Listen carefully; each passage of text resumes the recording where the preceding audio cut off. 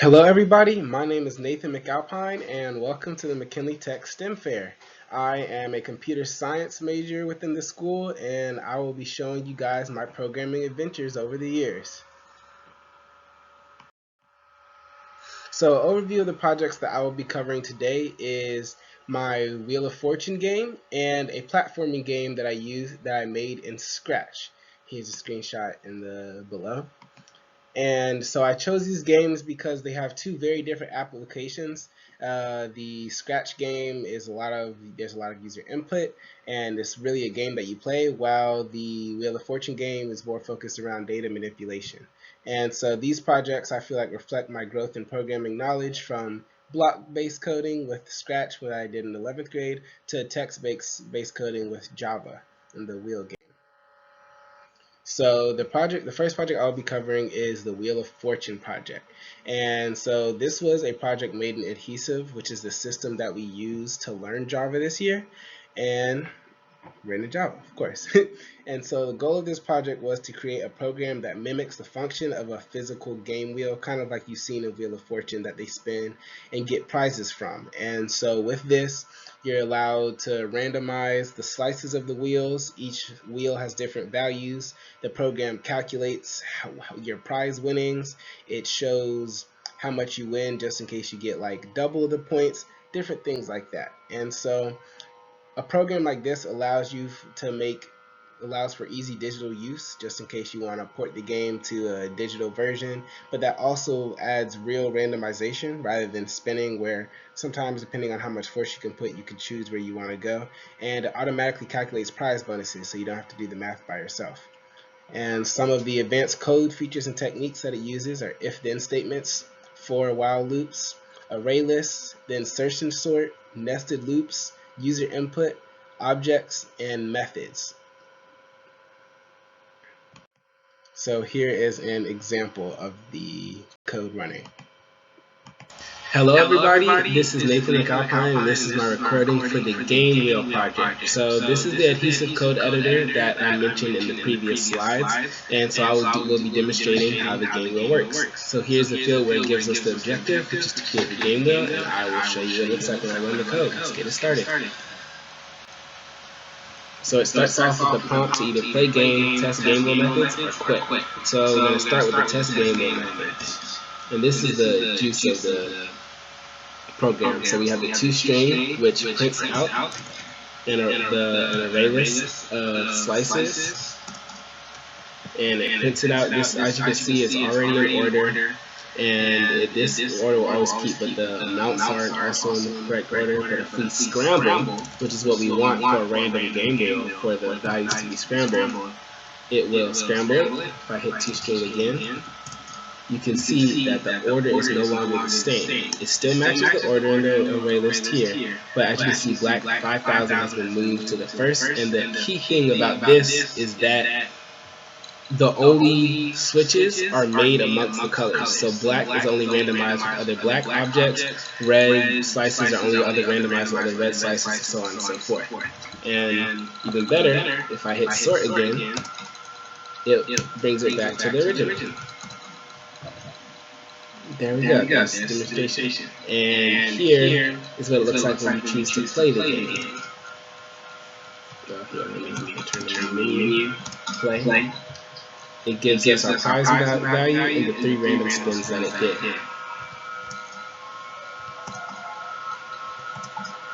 Let's see if we can get 3 at the same time here.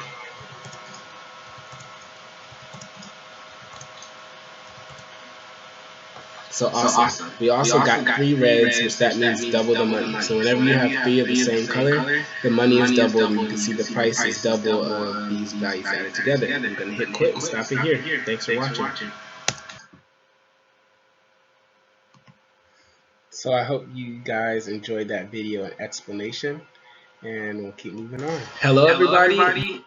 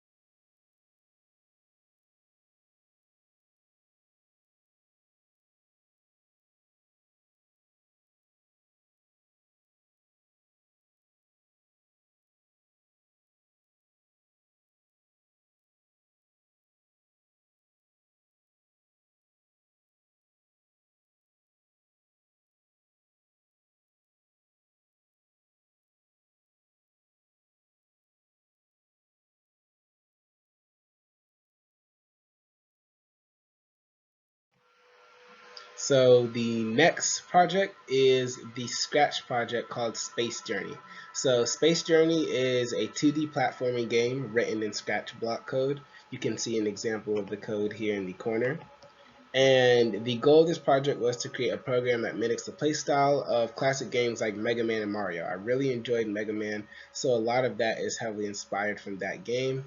And this is one of the simpler games that come to life through music and smooth gameplay and a satisfying aesthetic. It's real classic. But the challenge is that it's really demanding logically. So the fact that everything in the game engine must interact, like the player on the floor, or with enemies when he takes damage, or even the bullets hitting the enemies, or you falling off the map and resetting positions. Those are all things that have to happen in sequential order, so building that logic to work across the whole game is very difficult, but allows you to help develop algorithmic thinking when programming.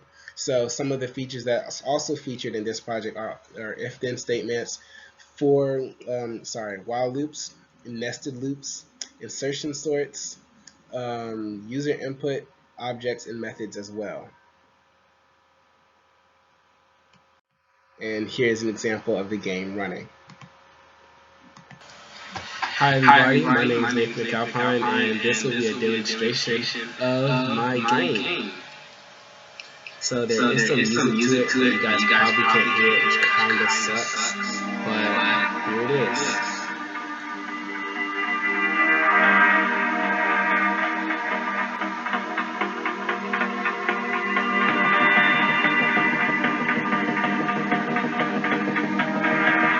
See there, I took damage, made the fish stop moving.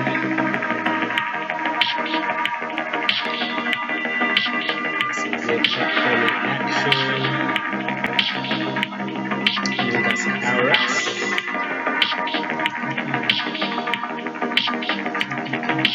These are the kill. Moving platforms and all. So a very intricate game, a lot of logic incorporated in it. And it was fun to build. And these things are spouts that can kill you.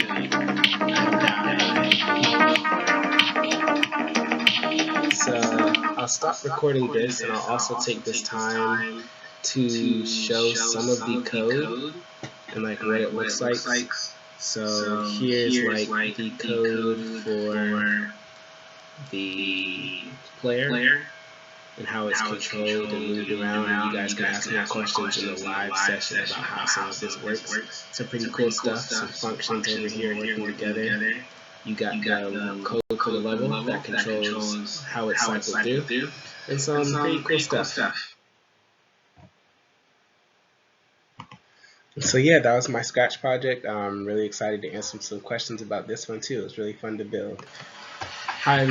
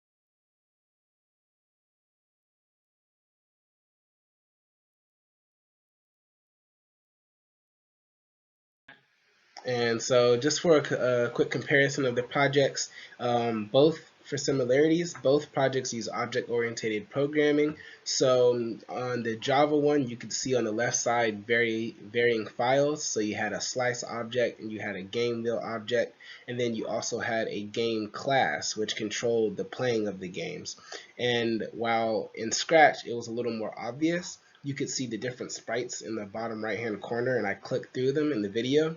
So each one is a separate object that has its own code, but in the end when it's running they interact with each other to form the whole program. And another similarity is that they both incorporated user input and interaction. So you had to type in to play for the game wheel, and of course for the game you use WASD to move around and spacebar to shoot. And the last thing was the complex use of methods and algorithms. Just the fact that a lot of the functions are nested within each other.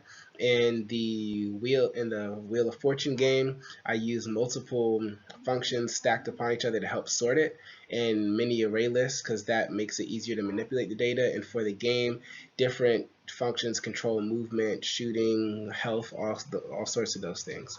And some of the differences, a very clear one, was block coding versus text-based coding.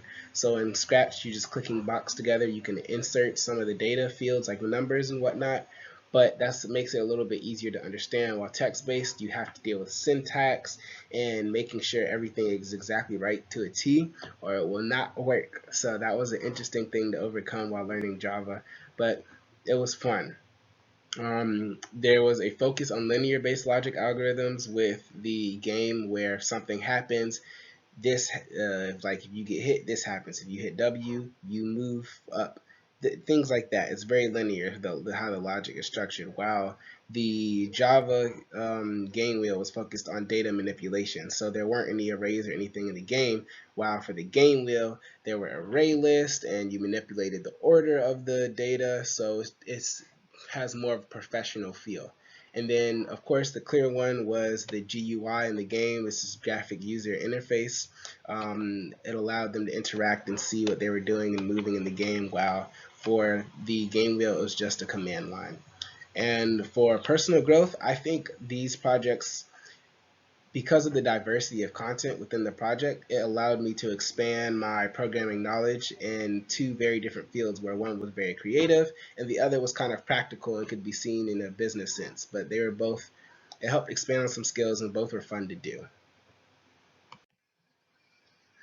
So just a general reflection about my coding career at Tech is, I think as a senior, I have learned the most about programming that I ever have, which is very exciting. Adhesive is an awesome platform that brings a lot of different coding principles to knowledge and fruition while learning Java. So I know I can take these across any language possible. I just got to learn the syntax and I can transport that knowledge over. So that was really awesome.